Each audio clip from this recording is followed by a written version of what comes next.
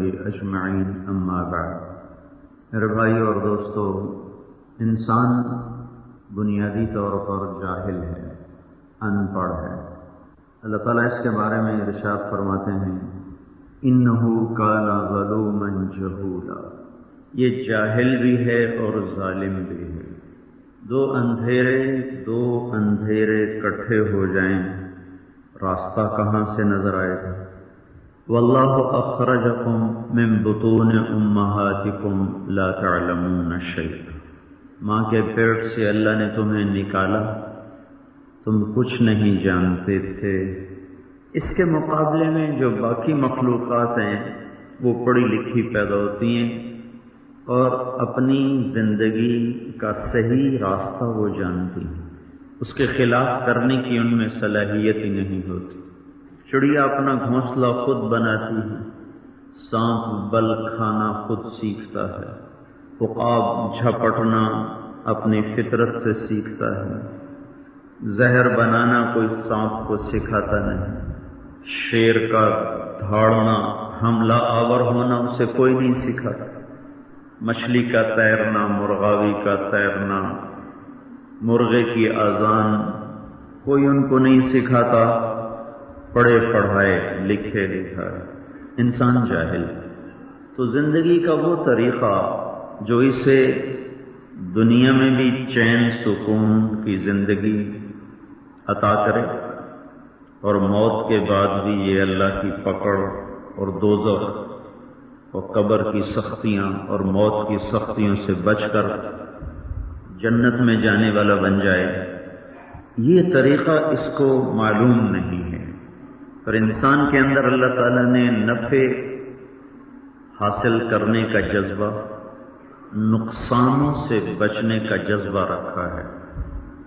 نفع اٹھانے کی میری حد کیا ہے، جہاں سے اگلے کی حد شروع ہو جائے پتہ کوئی، نقصان سے بچنے کی آخری حد کیا ہے اس کو پتہ کوئی نہیں۔ لہذا عملی طور پہ کیا ہوتا ہے کہ یہ نفعوں کے حاصل کرنے میں اوروں کے نفع لوٹتا ہے، اپنے آپ کو نقصان سے بچانے کے لیے اوروں کو نقصان میں ڈالتا ہے، عقل فیصلہ نہیں کر پاتی۔ تو یہاں پھر اس کو اپنے مالک اور خالق کے علم کی ضرورت پڑتی ہے، جو اس کو بتا سکے کہ اس زندگی کا راستہ کیا ہے۔ ان ھذا القرآن یہدی للتی ہی اقوم، تو اب قرآن نے دعویٰ کیا میں تمہیں وہ راستہ بتاتا ہوں جو سب سے زیادہ سیدھا ہے۔ یا ایھا الناس قد جاءتکم موعظۃ من ربکم وشفاء لما فی الصدور وہدی ورحمۃ للمؤمنین وَنُنَزِّلُ مِنَ الْقُرْآنِ مَا هُوَ شِفَاءٌ وَرَحْمَةٌ لِلْمُؤْمِنِينَ وَلَا يَزِيدُ الظَّالِمِينَ إِلَّا خَسَارًا۔ الف لام میم ذَلِكَ الْكِتَابُ لَا رَيْبَ فِيهِ هُدًى لِلْمُتَّقِينَ قَدْ جَاءَكُم مِّنَ اللَّهِ نُورٌ وَكِتَابٌ مُّبِينٌ فَاتَّقُوا اللَّهَ يَا أُولِي الْأَلْبَابِ قَدْ أَنزَلَ اللَّهُ إِلَيْكُمْ ذِكْرًا تبارک الذی نزل الفرقان علی عبده لیکون للعالمین نذیرا کتاب انزلناه الیک لتخرج الناس من الظلمات الى النور تنزیل ممن خلق الارض والسماوات العلی تنزیل من الرحمن الرحیم کتاب فصلت آیاته قرآنا عربیا لقوم یعلمون بشیرا ونذیرا فأعرض أكثرهم فهم لا يسمعون إنا أنزلناه في ليلة القدر۔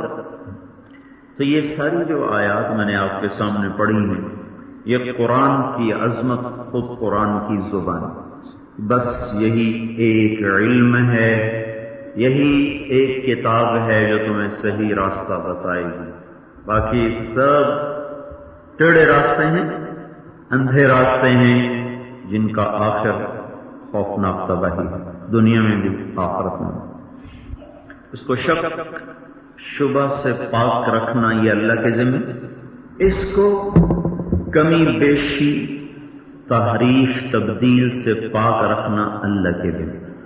ذالک الکتاب لا ریب فیہ. او بھئی آواز آہستہ کر، آواز آہستہ کر. ذالک الکتاب لا ریب فیہ، یہ کتاب ہے جس میں شک کوئی نہیں. لا ریب، ریب کا مطلب شک نہیں ہوتا. شک خود عربی زبان کا لفظ ہے. انسانی دماغ میں جو تردد ہوتا ہے اور کسی معاملے میں فیصلہ نہ کرنے کی جو کیفیت ہوتی ہے، اس کے 3 درجے ہیں. اس کے لیے عربی زبان میں 3 لفظ ہیں، ایک شک، ایک مریہ، ایک ریب. شک یہ ہوتا ہے کہ ایک انسان فیصلہ کر ہی نہیں پا رہا کہ یہ کروں کہ یہ کروں، یہ ٹھیک کہ یہ ٹھیک. اس کو عربی میں کہتے ہیں شک. اور مریہ ہوتا ہے کہ اس کو کوئی بات واضح تو نہیں معلوم، لیکن ایک طرف رجحان ہو گیا ہے، غالباً یہ ٹھیک ہے یہ غلط ہے، لیکن ابھی واضح نہیں. اس طرح ہے، اس سوچ کا ترازو ایسے، پہلے ایسے ہے یہ شک ہے، پھر ایسے ہو گیا ایسے. یہ مریہ ایسے اتنا، میرے خیال میں یہ ٹھیک ہے یہ غلط ہے، میرے خیال میں. اور خیال تحقیق نہیں ہوتا. اس کو عربی زبان میں کہتے ہیں مریہ.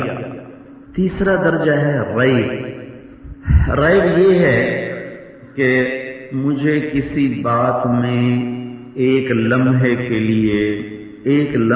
لیے کھٹکا ہوا کہ یہ ٹھیک یا یہ ٹھیک. ابھی وہ لمحہ ختم بھی نہ ہوا تھا کہ فوراً ایک بات کے لیے میرا ذہن کھل گیا، یہ ٹھیک ہے یہ غلط ہے. ایک پل یہ یا یہ بھی وقت میں نے زیادہ لیا ہے. دماغ برق رفتاری سے سوچتا ہے اور اسی برق رفتاری میں ایک پل کے لیے ٹھوکر کھاتا ہے. اسی پل کے آخر میں، دوسرے میں نہیں، اسی پل کے آخر میں وہ سنبھل کر کہتا ہے یہی ٹھیک ہے یہ غلط ہے. اس کو عربی زبان میں ریب کہا جاتا ہے، ریب.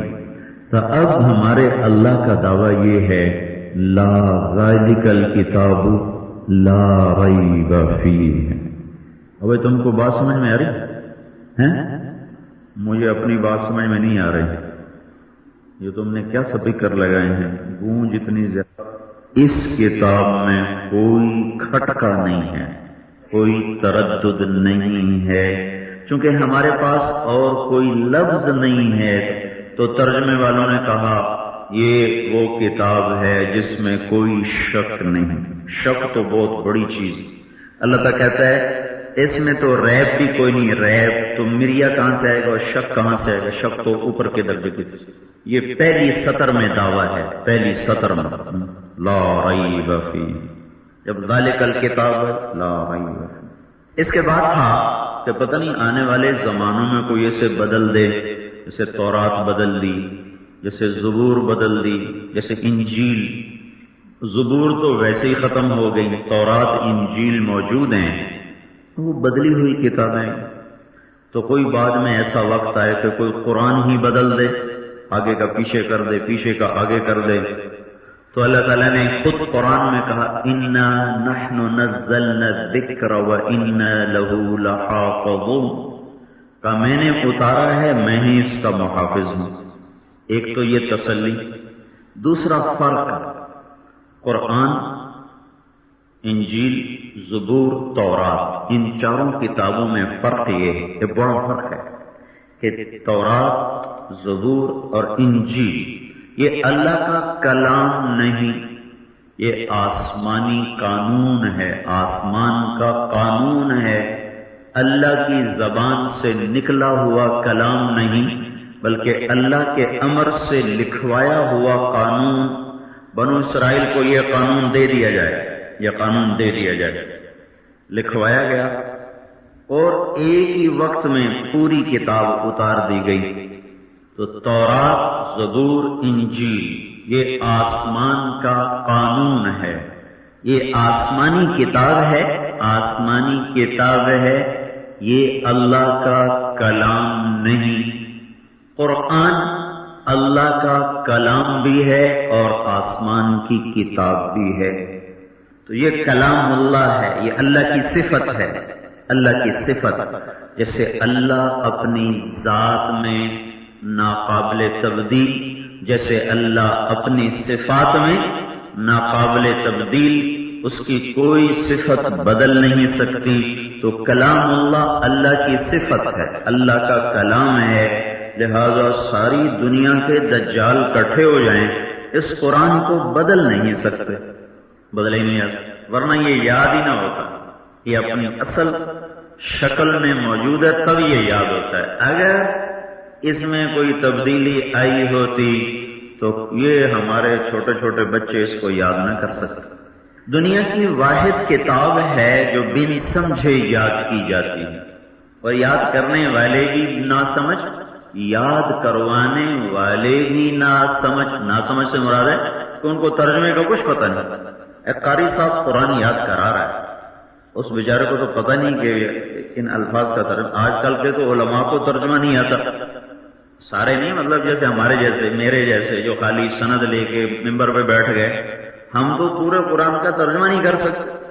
تو یہ کتنا بڑا معجزہ ہے کہ یاد کرانے والے کو بھی نہیں پتہ میں کیا یاد کرا رہا ہوں، یہ یاد کرنے والوں کو نہیں پتہ ہم کیا یاد کر رہے ہیں، اور ایک صفحہ نہیں، دو صفحہ نہیں، ایک آیت نہیں، دو آیت نہیں، 6000 سے زیادہ آیات، اور پرائی زبان، اور اس میں اتنے متشابہات، کہیں یعلمون، کہیں تعلمون، کہیں ضربا، کہیں ضربا، تو وہ اتنے متشابہات، اور پھر بھی ازبر یاد، یہ دنیا کی واحد کتاب۔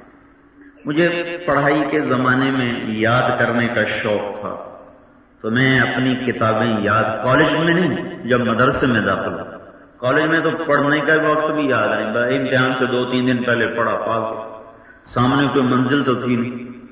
ادھر جب آئے تو شوق لگا بھائی، تو میں جو کتاب پڑھتا تھا اس کو یاد کرتا تھا، یاد کرنے کی کوشش، وہ بہت یاد کیا اللہ کے فضل سے، لیکن سچ بتا رہا ہوں سارا بھول گیا۔ جو قرآن یاد کیا وہ آج تک نہیں بھولا، باقی سارا کچھ بھول گیا ہے۔ اس کی ایک سطر، بعض کتابیں مجھے اس طرح ازبر تھیں کہ میں آنکھیں بند کر کے اس کے مقدمے سے شروع ہوتا تھا اور تمت بالخیر تک 35 منٹ میں ساری کتاب دہرا دیتا تھا، کئی سو صفحے، ٹک ٹک ٹک ٹک ٹک ٹک ٹک، جیسے قرآن قاری پڑھتے ہیں، لیکن اب مجھے اس کا ایک لفظ یاد، قرآن کا ایک لفظ بھولا ہوا نہیں۔ اگر قرآن اپنی اصلی شکل میں نہ ہوتا تو اس کی یہ صفت اس میں سے نکل جاتی، تو کہا ہم اس کے محافظ، اس کی حفاظت ہمارے ذمہ۔ پھر یہ کوئی دلیل نہیں دے رہا ہوں، یہ دلیل ہمارے لیے قرآن دلیل ہے۔ ویسے جو ابراہیم علیہ السلام نے کہا تھا نا تو مردے کیسے زندہ کرے گا، تو انہوں نے کہا تجھے یقین نہیں، کا یقین تو بس دیکھنا چاہتا ہوں، وَلَٰكِن لِّيَطْمَئِنَّ قَلْبِي، مجھے پتا تو ہے تو کرے گا، پر ایسے ہی دیکھنا چاہتا ہوں، تو دیکھنے سے میرا کوئی یقین نہیں بڑھ جائے گا۔ حضرت علی کا ارشاد ہے لو کشف الغطاء مزددت ایمانا، اگر میری آنکھوں سے غیب کا پردہ ہٹا دو تو میرے ایمان میں ایک رتی کے برابر زیادتی نہیں ہوگی۔